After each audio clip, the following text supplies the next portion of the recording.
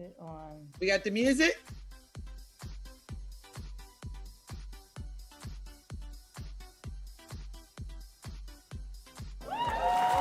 Hello, hello, hello, and thank you, my loyal followers and listeners, for tuning in again to Buckle Up with Bershan, the Warrior Edition. Now, this month, we're highlighting the most amazing stories from true, real warriors. This month, it's about the stories behind the stories of how people got there. You may not know everything, but I'm here to share it. And this is an amazing warrior that we're going to have on today. Now, as you know, times are really tough right now. The world has changed. People have changed.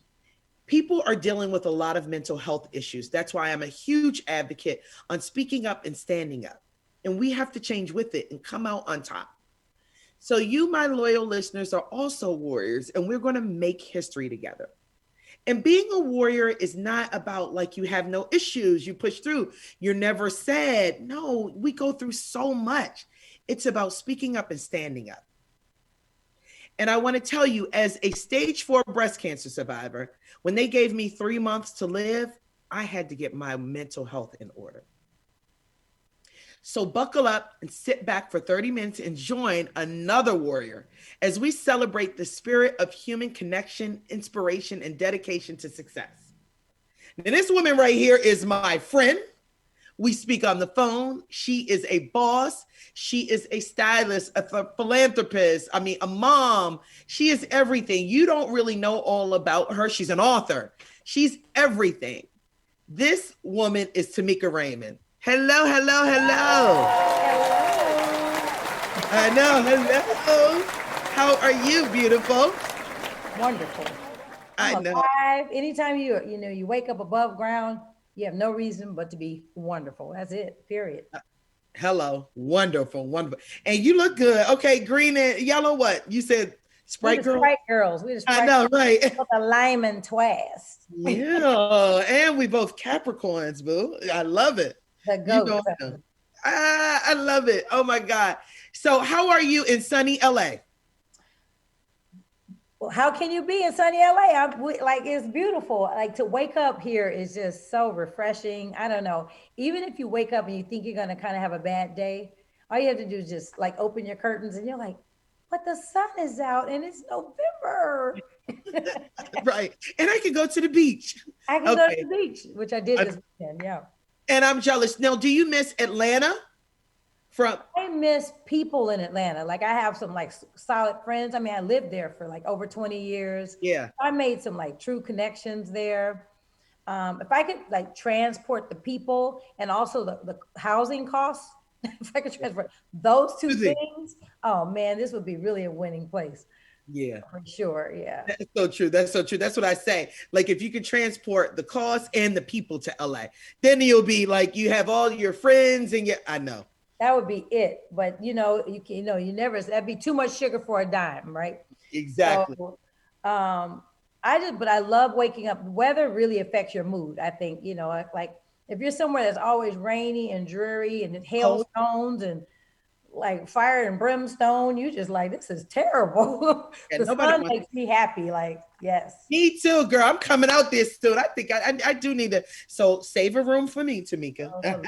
Okay, right. I know. You say this all the time. You don't never. I do, but I am. I know. I really have to. So what I want to tell the audience is, who is Tameka Raymond, right? Because, as you know, people know you as Usher's wife or baby mother and all this stuff, but you're more than that. You're more than that, right? So take us to the journey of Tameka Raymond and how you got into this entertainment business, because people want to know that. Yeah. Well, Tameka Raymond, I'm a lot of things. I'm a girl from Oakland. I'm from Oakland, California, born and raised.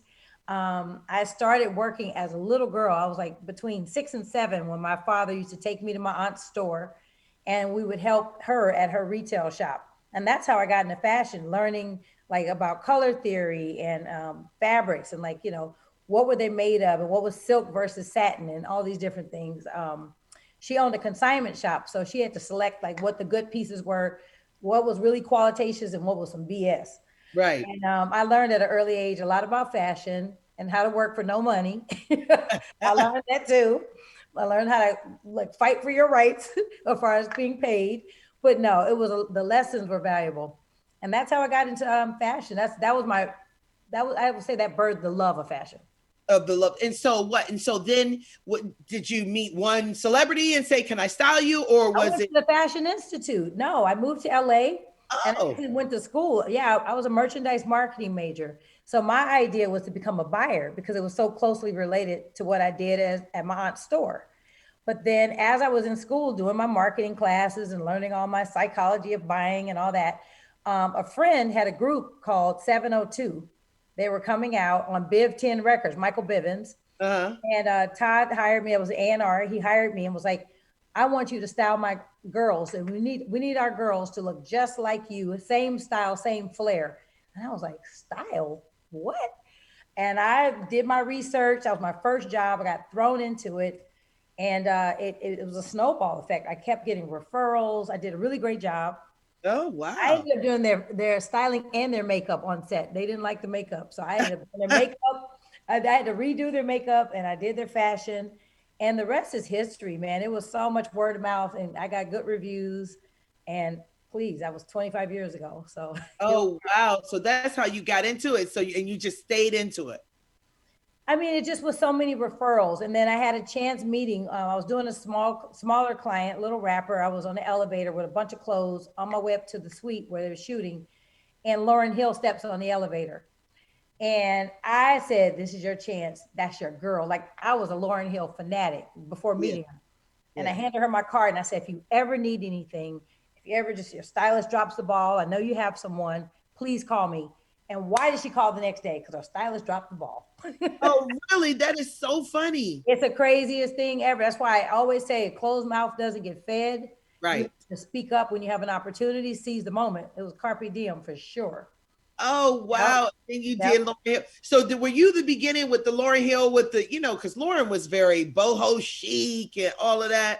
Yeah. Really?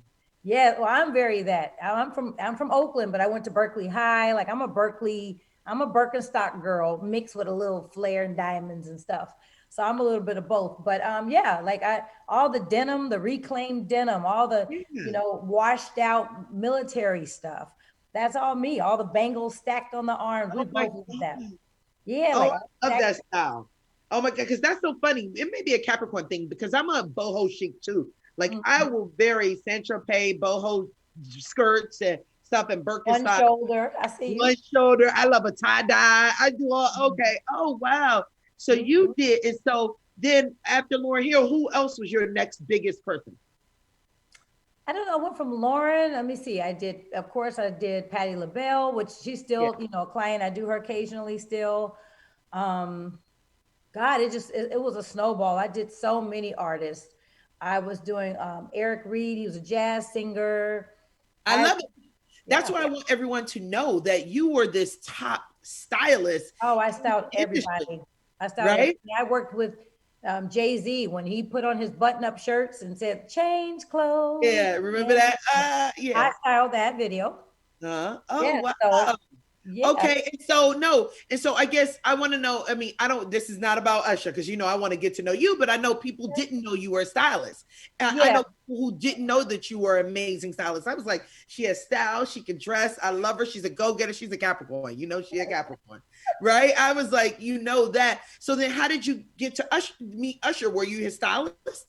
No, no, that's not how we met first. The label was looking for someone to revamp his image because he put a couple of album covers. And one thing I have to tell you is that the image has more to do with the success, or as much to do with the success as the music. Yeah. They're really hand in hand. You have some artists that can't even sing a lick, but their style is something It's, you're like, wow, it's catchy, So he was a person that could sing. He was very talented, but he needed an image that made women want him and men want to be like him. So that's always my approach with styling men. You want to have like the balance. You want men want to emulate you, and you want women to want to. So well, you have do to you? have that. Yeah, exactly. You gotta have that both. You have And to have that both, and I think that's the winning combination to styling guys. And the label was actually looking at books of a lot of stylists to get the job to work with him. and I did a whole presentation. Like I came up with color swatches and like I had sketches, I had boards, like vision boards and the whole Yeah. nine. So I Yeah. did the whole mood concept board and I got the job. So, and it wasn't easy. Like when I started working with him, he was very demanding and very like, I want this, this, and this. I mean, you know, he's a consummate artist and a professional, and he was very hard to work for in the beginning. But over time, we became best friends. We just we talked, we hung out. We would be like traveling all over the world, you know, having to see this. We would bounce each other's ideas, not bounce literally. Yeah. Right. Bounce. And There's a yeah, I lot got of to go ways to bounce. bounce, bro. Yeah, No, exactly. no, but we would talk. No, we would bounce ideas. Like, what do you think about this? Or I'm that man, my girlfriend's tripping off this, or man, my husband is tripping off. You know, like we would kind of talk back and forth. It Yeah. wasn't like love at first sight and we just start dating. No, no, no, no, Right. no. Nothing like that. But Oh, wow. yeah, but over time that's what happened. And you And know, then you just fell in love with 5 years later, 6 years later after styling him? we no no no. We were still working together. I think we fell in love with each other probably like after the second year. Just but we fell in love with each other as friends. Like we really was just like, I love you. You're my dog. Like we My could sit, dog. We're in it together. we Yes. literally could sit in the middle of the mall. We would do this sometimes, meet at the mall to go shop for something. And then we would sit there and just people watch and just laugh at everybody walking by and be like, what are those shoes? And we'd be crying, laughing. You know, he'd be incognito with his glasses. And I would be hitting him like, look, look, look, that's what I'm gonna get you for the next video. You know, we would laugh. So we became friends. It really was a genuine friendship that, you know, it blossomed. Oh, I love it. And that's how it always starts, right? Friendship, and friendship is everything. And then after styling him, like, did you continue to style? So then you got married. I mean, you became in a relationship, right? And Yeah. obviously you got married. Yeah. Did you continue to style him? I styled him for a long time and then it got a little weird. You know, one thing I didn't realize, and I guess when I was being just a regular stylist, I didn't realize that there is a lot of physical contact when you're like a sex symbol, you know what I mean? Like your dancers or your the models in videos, and you know, like when they dance, they have to do all kind of lambada looking stuff. I didn't really love that. I didn't love it. So then I kind of stopped. I fell back on the styling aspect, and I had assistants that would go on my behalf. I would select the looks and send the clothes. Like, y'all do it. I can't see. I can't. I couldn't take it. But yeah, we worked together for a long time though. It was cool. Oh, I love it. I love it. Yeah. And so, and then now, okay, so now, okay, married to him, do you still style? I do a little bit. I like I said, Patty LaBelle is a client. You know, she's probably a forever client. She can call me. I'll be 75 years old. I'll be like, you need what kind of pumps? You know, like she's we just been working together for yeah, it's been a long time. You've been doing this for your entire career.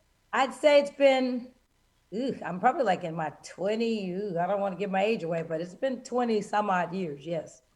Wow. Okay. Because Now I'm I gotta designing. tell I'm you, designing. I know you, and even now, you have these dresses, correct? Don't you? I mean, tell us about these beautiful silk dresses that you have. Well, I have a line called Eli Kish. It Say it music. again. Oh, I have a line called Eli Kish. Oh, Eli Kish. Tell us about this line. It's a resort wear line, lounge wear. So you can go from the couch to the cabana. You can, you know, if you're laying around and you're taking a business meeting or whatever, you can wear your clothes around the house. And then somebody can say, hey, let's go sit by the pool. And you can just throw on a pair of flip flops and you're outside. So it's real transitional clothes, comfortable, loungy, but sexy and beautiful and It's appropriate. You know, sexy. Okay, so I'm gonna buy a dress. Send me the please. link, please. You guys go to Eli Kish, Kish. That's right. .com. Okay. ELIKISH.com. I love it, girl. Okay. Right. Love it, Kiki. Get Because my book too. Don't oh, forget. girl, hold on. Girl, we got a lot to talk about. Hold on. The Oh, book, Here I Stand. We got all of this stuff. Okay. So now, so you're a designer, you're a stylist, and let's go to, I mean, to me, I always think you are an amazing mom. That is one thing I could say about Tameka Raymond.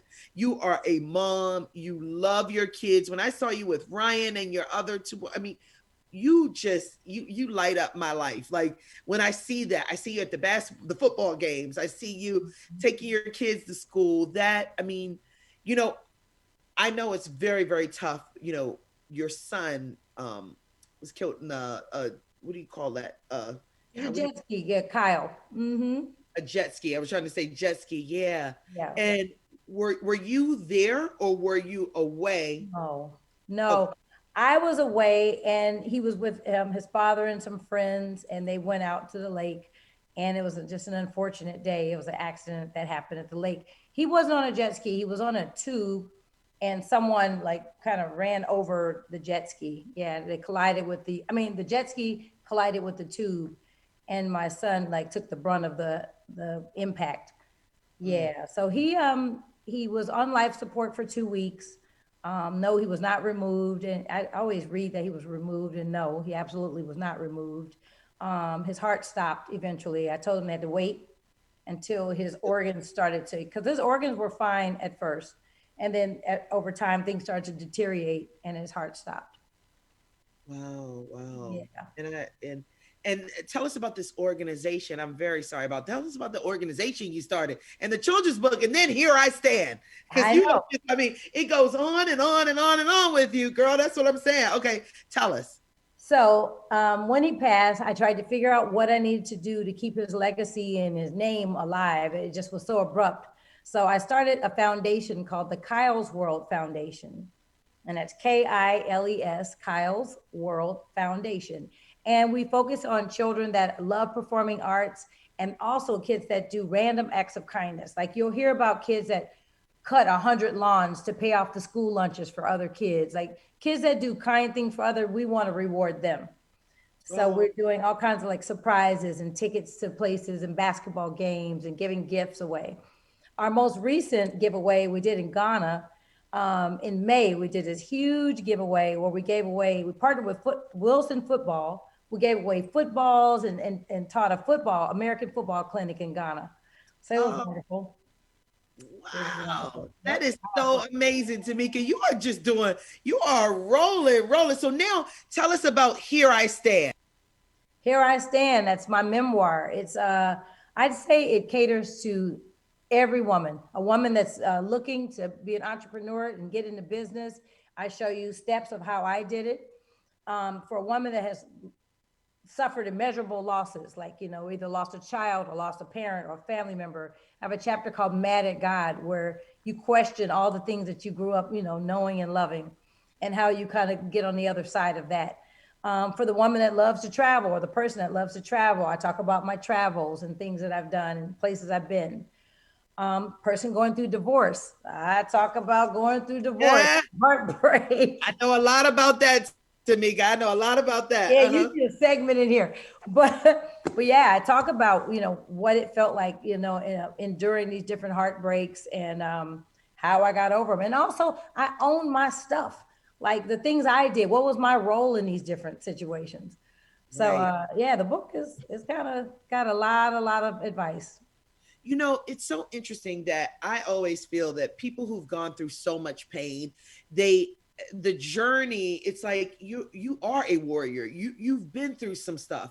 You Mm, can teach, you can educate, you can empower, you can support, you can inspire. You know what I mean? Because yes. you've been through it. It's not easy. You're not just a pretty face, right? Who can just say, oh, okay, I'm a pretty face, I was a stylist, I didn't know. You understand pain and suffering. You get it. You over get it. I overstand. Yeah, I and do. you, I how overstand. did, like, so the audience, how did, like, with mental health issues, how do you push through? Well, I never had a mental health issue. I was accused of having one though. And I'll tell you what, I deserve to have one, that's for sure, because I think I went through enough that tried my wit, my common sense, my everything. I think all of my everything, all my beliefs were being tested. Um, I think the main thing to tell yourself is to always remain in a beautiful state. You have two options of where you can be. You can be in a state of suffering, or you can be in a beautiful state. So when things go wrong in your life, I say you give yourself 90 seconds to stay in that space. And you got to snap back out of it and go back to your beautiful state. So that Real doesn't quick. quick. It doesn't mean you don't get mad, because I get mad, I get people told, I check folks on a daily, but I don't stay there. You know what I mean? I don't relish it. I don't walk around mad for a full day or for an hour even. I say what I have to say, I get it off my chest, and I go back to my beautiful state and finish my day.